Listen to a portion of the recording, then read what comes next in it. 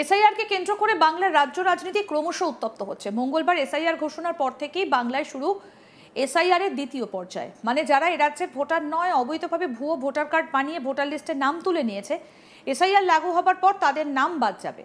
আর তা নিয়েই ব্যাপক ডামাডোল চলছে। তারই মধ্যে দেশ জুড়ে অবৈধ বাংলাদেশি এবং রোহিঙ্গাদের উচ্ছেদ করা নিয়ে অভিযান চলছে।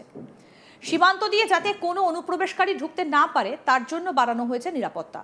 ভুয়ো ভোটার কার্ড বানিয়ে এদেশের নাগরিক হবার পরিচয়পত্র বানিয়ে ফেলছে। এত নিরাপত্তার পরও কিছুতেই আটকানো যাচ্ছে না অনুপ্রবেশকারীদের। সীমান্ত পেরিয়ে আসা কোনো বৈধ কাগজপত্র ছাড়াই হাজার হাজার অবৈধ বাংলাদেশিরা বিনা পাসপোর্টেই বাংলায় ঢুকে পড়ছে। তারপরই তারা একে একে ধরে ফেক আইডি বানিয়ে এ রাজ্যে বিভিন্ন এলাকায় আত্মগোপন করে রয়েছে। সম্প্রতি নিজের বাংলাদেশি পরিচয় গোপন রেখে সেনা ছাউনির পাশে সুপারভাইজারের কাজ। সেনা ছাউনি এলাকা থেকে অবশেষে গ্রেফতার এক বাংলাদেশি নাগরিক। সেনা ছাউনি এলাকায় কি করছিল ওই বাংলাদেশি, তা নিয়ে এবার রহস্য দানা বেঁধেছে। তাহলে কি বিশেষ কোনো উদ্দেশ্য নিয়ে বাংলায় বসেছিল? এই প্রশ্নটাই উঠতে শুরু করেছে।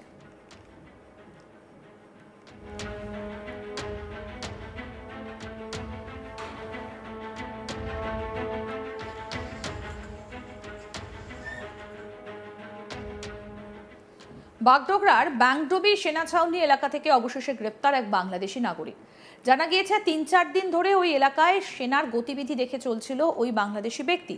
বুধবার নিজের নথি দেখাতে গিয়ে মোবাইল থেকে বাংলাদেশি নাগরিকের পরিচয়পত্র প্রকাশ হয়ে গেলে তাকে হাতে নাতে গ্রেফতার করে সেনাবাহিনী। পরে ধৃতকে বাগডোগরা থানার হাতে তুলে দিয়েছে সেনাকর্তারা। আরও জানা গিয়েছে ধৃতের নাম নন্দ মণ্ডল। তার ভারতীয় পরিচয়পত্র অনুযায়ী সে জলপাইগুড়ির বাসিন্দা। মোবাইলে বাংলাদেশের পরিচয়পত্র থেকে জানা গিয়েছে সে বাংলাদেশের মুন্সিগঞ্জের বাসিন্দা। প্রাথমিক জিজ্ঞাসাবাদে নন্দ মণ্ডল স্বীকার করেন যে তিনি বাংলাদেশি নাগরিক এবং 29শে অক্টোবর থেকে ওই এলাকায় শ্রমিক হিসেবে কাজ করছিলেন।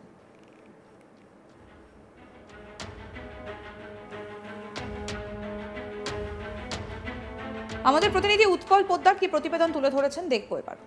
সারা রাজ্য যখন এসআইআর নিয়ে ব্যস্ততা তুঙ্গে, ঠিক সেই সময় এক চাঞ্চল্যকর ঘটনা ঘটল শিলিগুড়ির মহকুমা পরিষদের অন্তর্গত বাগডোগরা। এই বাগডোগরাতেই রয়েছে ব্যাংডবি সেনা ছাউনি, আর সেই সেনা ছাউনি থেকেই কিন্তু গ্রেপ্তার হলো এক বাংলাদেশি।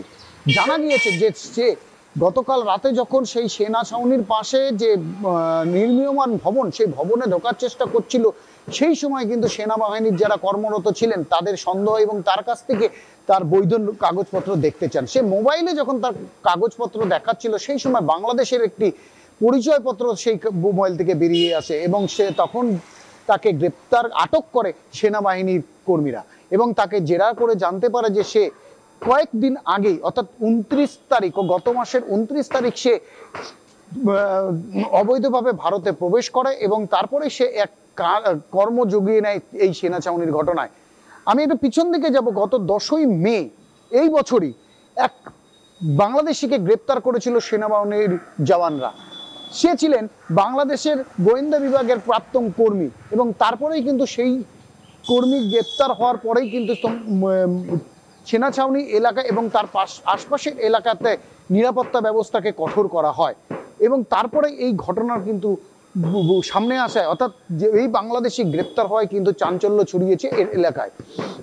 ইতিমধ্যে জানা গিয়েছে যে এই বাংলাদেশের কাছ থেকে ভারতের যে পরিচয়পত্র, অর্থাৎ আধার কার্ড, প্যান কার্ড এবং ভোটার কার্ড যা জাল, তা পাওয়া গিয়েছে। এসআইআর যেখানে যারা ভারতে অনুপ্রবেশ করেছে তাদেরকে চিহ্নিতকরণ করার জন্যই কি এসআইআর কিনা তা নিয়ে কিন্তু যেরকম প্রশ্নচিহ্ন রয়েছে, তার পাশাপাশি কিন্তু একটা প্রশ্ন উঠে আসছে, কারা এই অবৈধভাবে ভারতের পরিচয়পত্র তুলে দিচ্ছে বিদেশিদের হাতে বা কত টাকার বিনিময়। এর পাশাপাশি কিন্তু আরেকটা প্রশ্ন উঠে আসছে, যে নির্মাণ সংস্থা এই বাংলাদেশি, অর্থাৎ যে ধৃত বাংলাদেশি, সে কয়েকদিনের মধ্যে যে সুপারভাইজারের কাজ পেয়ে গেল, কিভাবে পেল এবং যে ঠিকাদারি সংস্থার সাথে সে যুক্ত রয়েছে তারা কেন সমস্ত রকম নথি চেক না, পূর্ণ তদন্ত না করে এবং তা যাচাই না করে কেন তাদেরকে কাজে রাখলো, তা নিয়েও কিন্তু প্রশ্ন উত্তর শুরু করেছে। যেহেতু ব্যাংডবি এক সেনা ছাউনি খুবই গুরুত্বপূর্ণ সেনা ছাউনি কিন্তু উত্তর পূর্ব ভারতের এই প্রবেশদ্বার শিলিগুড়ির সন্নিকটেতে, সেই কারণেই কিন্তু বারবার প্রশ্ন উঠে আসছে বাংলাদেশিরা কিভাবে অবৈধভাবে প্রবেশ করে ঠিক এই জায়গাটাতেই, অর্থাৎ এই ব্যাংডবি সেনা ছাউনির আশপাশ অঞ্চলেই তারা কাজ খুঁজে নিচ্ছে এবং তাদেরকে কে কাজ দিচ্ছে তা নিয়েও কিন্তু প্রশ্ন উঠতে শুরু করেছে। আর কেনই বা যারা অবৈধভাবে ভারতে প্রবেশ করছে, যেসব বাংলাদেশিরা, তাদের ঠিকানা হয়ে দাঁড়াচ্ছে সে ব্যাংডবি সেনা ছাউনি, তা নিয়েও কিন্তু প্রশ্ন উঠতে শুরু করেছে। সম্প্রতি নদিয়ার কল্যাণী থেকে মুফতি আব্দুল্লাহ আল মাসুদ নামে এক ব্লগারের খোঁজ মিলেছে, যিনি ভিসা শেষ হবার প্রায় 5 বছর ধরে সে বাংলায় বেআইনিভাবে বসবাস করছে। অবশেষে গোপন সূত্রে খবর পেয়ে অভিযান চালিয়ে নদিয়া থেকে গ্রেফতার করেছে পুলিশ। সূত্রের খবর, এই ব্লগার বাংলাদেশে থাকাকালীন ঈশ্বর এবং নাস্তিকতা নিয়ে ভিডিও পোস্ট করতেন, যার কারণে সেখানকার মৌলবাদীরা তাকে খুঁজে বেড়াচ্ছিল। আর সেই ভয়ে তিনি বাংলাদেশ থেকে সোজা ভারতে চলে আসেন। কিন্তু জানা যায় 2020 সালে তার ভিসার মেয়াদ শেষ হয়ে যায়। তবুও সে ভারতেই বেআইনিভাবে বাংলার বিভিন্ন প্রান্ত ঘুরে বেড়াচ্ছিলেন। অবশেষে পুলিশের জালে ধরা পড়ল। তিনি কল্যাণী থানার এলাকার একটা বাড়ি ভাড়া নিয়ে থাকছিলেন। অবশেষে কল্যাণী থানার গয়েশপুর ফাঁড়ির পুলিশ তাকে গ্রেফতার করে। এরপর দফায় দফায় চলে জিজ্ঞাসাবাদ। বিষয়টা সামনে আসতেই সরব হয় বিজেপি নেতা সোমনাথ কর প্রশ্ন তোলেন, কি করে একজন বাংলাদেশি ভিসার মেয়াদ শেষ হয়ে যাবার পরও দেশে থাকতে পারে? বাংলাদেশের মৌলবাদীদের চাপে পড়ে ভারতে এসেছে। তবে এই বিষয়ে প্রশাসনের সজাগ থাকা উচিত। কি বলেছিলেন বিজেপি নেতা সোমনাথ কর, শুনবো। বিষয় হচ্ছে এটা সম্পূর্ণরূপে প্রশাসনিক ফেলিওর। কারণ ভিসার মেয়াদ শেষ হয়ে যাওয়ার পরেও দীর্ঘ 3-4 বছর ধরে বিভিন্ন জায়গাতে তিনি কিভাবে আত্মগ্রহণ করে থাকতে পারে। এবং সবথেকে বড় কথা হচ্ছে যে এই বিষয়গুলোকে নিয়ে প্রশাসনের যে তৎপরতা ইদানিং শুরু হয়েছে, তার কারণ হচ্ছে এসআইআর যে আবহ তৈরি হয়েছে, সেই এসআইআর আবহে এবং আপনার সিএর যে আবহ, এই দুই প্রকার আবহে এই ছানবিন শুরু হয়েছে। এবং পরিষ্কার আপনারা দেখছেন যে দিকে দিকে চতুর্দিকে এরকম অবৈধ বাংলাদেশিরা ধরা পড়ছে এবং বেশিরভাগ লোকজনই এখান থেকে রাতের অন্ধকারে প্রায় পালিয়ে যাচ্ছে। সেই পালিয়ে যেতে গিয়েও বিভিন্ন লোকজন ধরা পড়ছে, বিভিন্ন জায়গায় ধরা পড়ছে।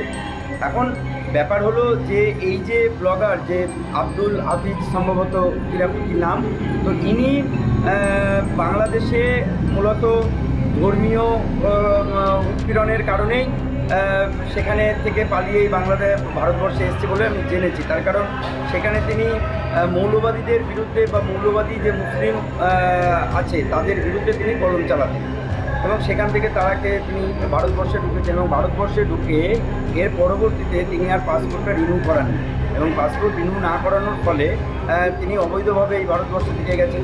এই ক্ষেত্রে প্রশাসন এবং আইনগত যে পদ্ধতি আছে সেটা তার বিরুদ্ধে ব্যবহার করা হবে। কিন্তু শুধু একমাত্র এই ব্যক্তি তো নয়, এরকম এই পশ্চিমবঙ্গের তৃণমূল সরকার তাদের নিজস্ব ভোট ব্যাংক তৈরি করার জন্যে এইরকম যে লক্ষ লক্ষ পশ্চিমবঙ্গের ভেতরে বিভিন্ন আনাচে কানাচে লুকিয়ে রেখেছে। আরও আপডেট পেতে দেখতে থাকুন আজ তাক বাংলা। সাবস্ক্রাইব করুন, নোটিফিকেশন পেতে বেল বাটন অপশন প্রেস করুন।